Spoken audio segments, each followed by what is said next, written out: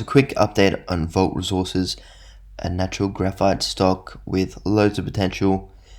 Potentially will go to 1 billion, if not 2 billion, given the demand in graphite and the projects that they have. So looks like the company isn't worth much by this chart, like 1 cent, 2 cent, 3 cent. It's actually quite a big company at $69 million. So when the war hit in Ukraine, you could have got this 1 cent, so you would have doubled your money already. So definitely, if something gets worse in Ukraine, but it still looks like they'll win the war, who knows, you could pick it up for 1 cent. So they do have the Ukraine thing, but then they also have this big project here, which if you look at the mass, they do a small mine first, and then they can get up to this bigger mine, which they spend 173 million, and then they make $195 million in EBITDA for 22 years. And so unless another battery technology comes out, is mass produced within the next 5 years, pretty much we're going to be here having graphite in the batteries. To make it in the lab's one thing, but to mass produce it is another thing. Sodium ion batteries will definitely come on, in my opinion. They'll be cheaper than lithium, because lithium, the most expensive thing in a lithium ion phosphate battery, is the actual lithium itself. So you can get rid of that, go more abundant materials. You got sodium ion. So anyway, so I did ring investor relations. You can do that too if you wish.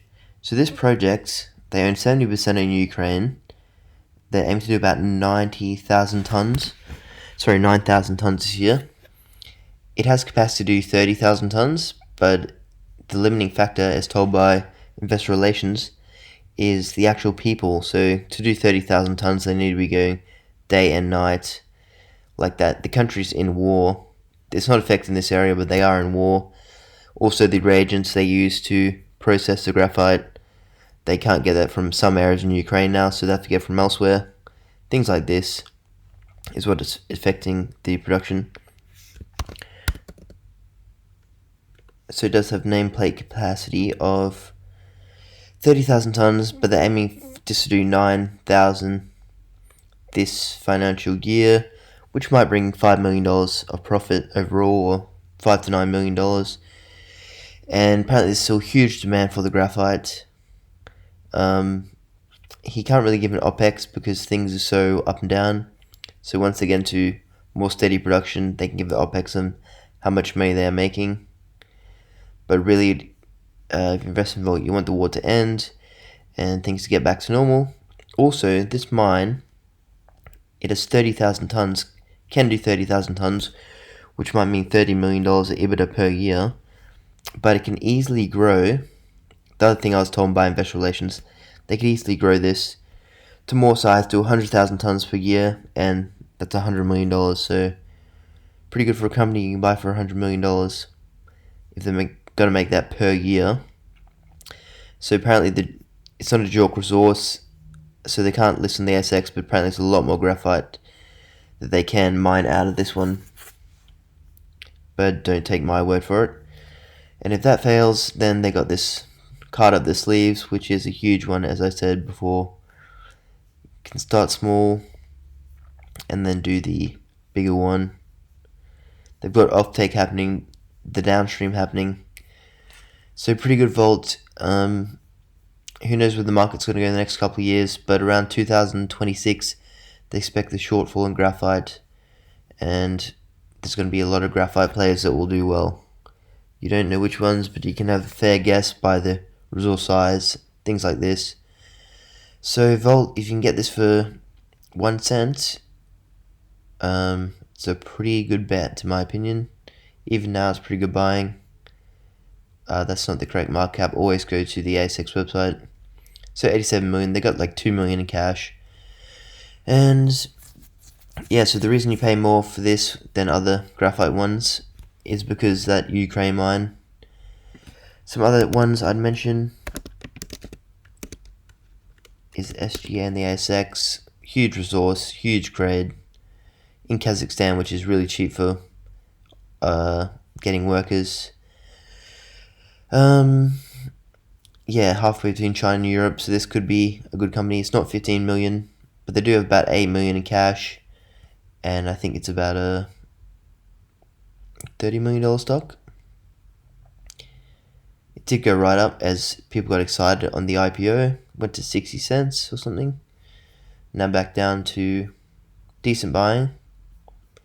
If you can get this around 20 million or 15 million, it's going to be a no-brainer in my opinion. Well, still without risk, but sometime in the next 1 or 2 years, stocks go like ridiculously low for some reason. People get scared, something. You might be able to pick up this company. So my plan was to buy into a few different players, because if one doesn't make it, one's a bit slow, the other one might do a 5x, while this one just doesn't make or lose money, etc. You get the point. Another one, IG6, more safes in Australia. They got the downstream happening as well. I think it's about a $50 million company.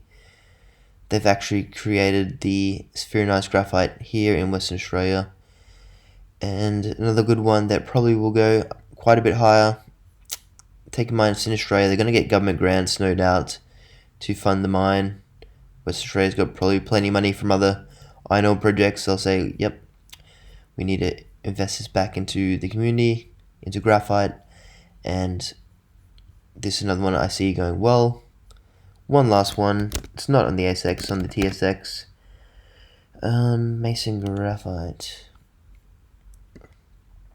So they're selling 50% or doing joint venture, pretty much giving away 50% of the project. But in return, they're going to get downstream information, downstream processing, funding from Nuvimon Graphite. So huge resource, high grade, most likely to get into production. So no one likes graphite now. It's pretty boring and dull. But come 2026, we run out of it. Instead of selling it for $1,500, selling for $3,000. People making a lot more money. People might throw money at them. The car makers, with the money, will have to go downstream and fund these projects. So you want to pick the best ones to get into production. Another good one, TSX GEM, only $2 million or $3 million, and they got about $2 million in cash. Done about $10 million in drilling, and they got high. They're right next to Mason Graphite. So if things go crazy, this is going to go a lot higher than $3 million. And it might get into production. I'm not sure. So that's it for me. And like and subscribe. Another thing I'll say is WA1 ASX. This company did a 4x in one day. When they hit niobium, which is added to steel to make it stronger, also added lithium-ion batteries and stuff like that. So they must have hit a good amount of it. So if you can find a company, this is what a lottery pick is. They might have a chance of hitting nickel. They do one drill bit, hit a big bit of nickel, and you get a 4x in one day. So the GAL and the ASX, these guys did something similar, drilling for years. It's funny how that WA1 I just looked at was only IPO'd like a few months ago. We did that. This one, a few years of drilling, or a lot of years of drilling. And, big X, so 10x or something. Not 10x, but you get it from 22 cents to 144. So let's just say 6x something. So another one that might do this, that's going to be drilling for nickel in a prospective area, is Krakatoa. If they hit, they got some good prospects. They got a government grant to drill it, and they could hit nickel. Could do this. It's just a lottery pick. And there's other companies around the area of Krakatoa. They'll be the next to drill for nickel.